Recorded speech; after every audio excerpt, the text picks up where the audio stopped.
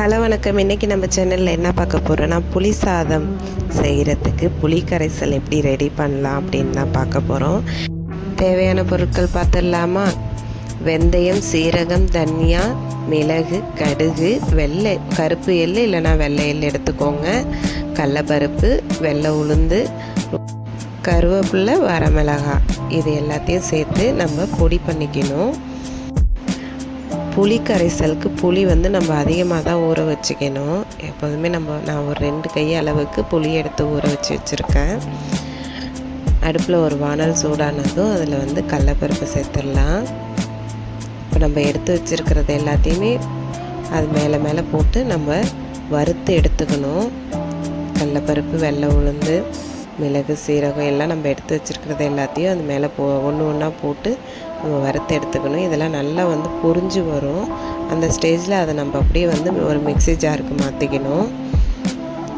இதோட அளவு பார்த்துக்கிட்டிங்கன்னா ஒரு ஸ்பூன் எடுத்திருக்கேன்.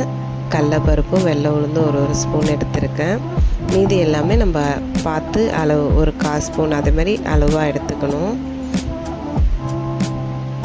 நம்ம இந்த பொடி நம்ம செய்கிறோம் இல்லையா, அந்த புளி கரைசலுக்கு ஏற்ற அளவுக்கு இந்த பொடி நம்ம யூஸ் பண்ணிக்கணும்.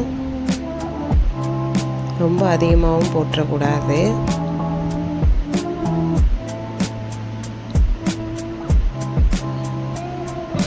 இதெல்லாம் நல்லா படபடன்னு வெடித்து வரும். அந்த அளவுக்கு நம்ம இதை வறுத்து எடுத்துக்கணும். ரொம்பவும் கரிஞ்சு போயிடக்கூடாது.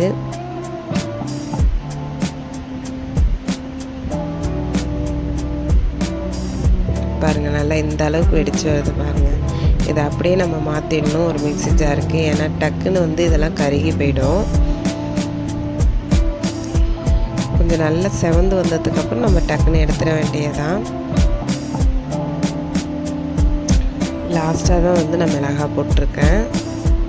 மிளகாவும் கருவேப்பிலையும் போட்டிருக்கேன். அடுப்பு லோ ஃப்ளேம்லேயே வச்சு நல்லா வறுத்து எடுத்துக்கணும். அதிகமாக வச்சுட்டிங்கன்னா தீஞ்சு போயிட சான்ஸ் இருக்குது. அவ்வளோதான். இதை அப்படியே நம்ம ஒரு பிளேட்டுக்கு மாற்றிடலாம். நல்லா ஆற விட்டுறணும். அதே வானல்லையே தேவையான அளவுக்கு எண்ணெய் ஊற்றிக்கலாம். நான் கல்லெண்ணெய் தான் யூஸ் பண்ணியிருக்கேன். எண்ணெய் நல்லா சூடானதும் அதில் கடுகு, உளுத்தம்பருப்பு, ஒரு கொத்து கருவேப்பிலை, வரமிளகாய் ஒரு 7-8 வரமிளகாவை நல்லா 2 கட் பண்ணி சேர்த்துருக்கேன். பெருங்காயத்தூள்,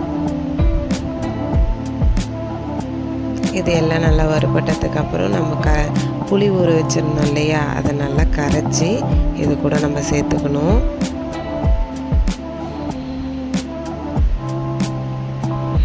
புளி தண்ணியை நம்ம நல்லா கொஞ்சம் கெட்டியாக நம்ம சேர்த்துக்கணும். தண்ணியாக சேர்த்துடக்கூடாது.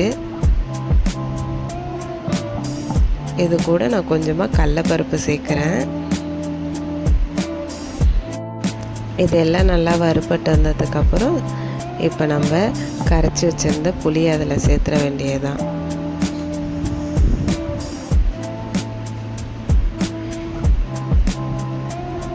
கொஞ்சம் கொஞ்சமாக சேர்த்துக்கலாம்.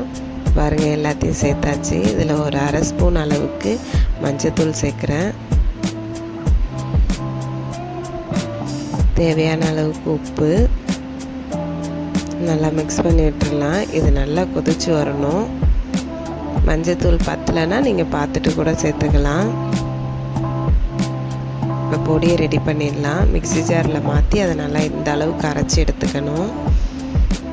ஓரளவு நல்லா கொதிச்சு வந்ததுக்கப்புறம் தான் நம்ம இந்த பொடியை சேர்க்கணும். பொடியை சேர்த்ததுக்கப்புறம் நல்லா கெட்டியாக ஆரம்பிச்சிடும். ஓரளவு நல்லா கெட்டியாக ஆரம்பிச்சதுன்னா அதை அப்படியே ஒரு 10 நிமிஷம் சிம்மில் போட்டு ஓப்பன் பண்ணி பார்த்திங்கன்னா நல்லா எண்ணெய்லாம் பிரிஞ்சு புளி கரைசல் சூப்பராக ரெடியாகி வந்துடும். நான் சிம்மில் போடுறதுக்கு முன்னாடி வேர்க்கடலையை சேர்த்துக்கிட்டேன். நீங்கள் சாதம் கிளறப்போ கூட வேர்க்கடலை சேர்த்துக்கலாம். இதை மாதிரி புளி கரைசல் ரெடி பண்ணி வச்சுக்கிட்டிங்கன்னா ஒரு 10 டேஸ் கூட நீங்கள் யூஸ் பண்ணிக்கலாம். இதை மாதிரி புளி கரைசல் ரெடி பண்ணிங்கன்னா கோவிலில் வாங்குகிற புளியோதரை மாதிரி சூப்பராக இருக்கும். ட்ரை பண்ணி பாருங்கள். வீடியோ பிடிச்சிருந்ததுன்னா லைக் பண்ணுங்கள், ஷேர் பண்ணுங்கள். மறக்காமல் நம்ம சேனலை சப்ஸ்கிரைப் பண்ணுங்கள். தேங்க்யூ. இதை மாதிரி டெய்லி ஒரு வீடியோஸ் நம்ம சேனலில் வரும். சப்போர்ட் பண்ணுங்கள்.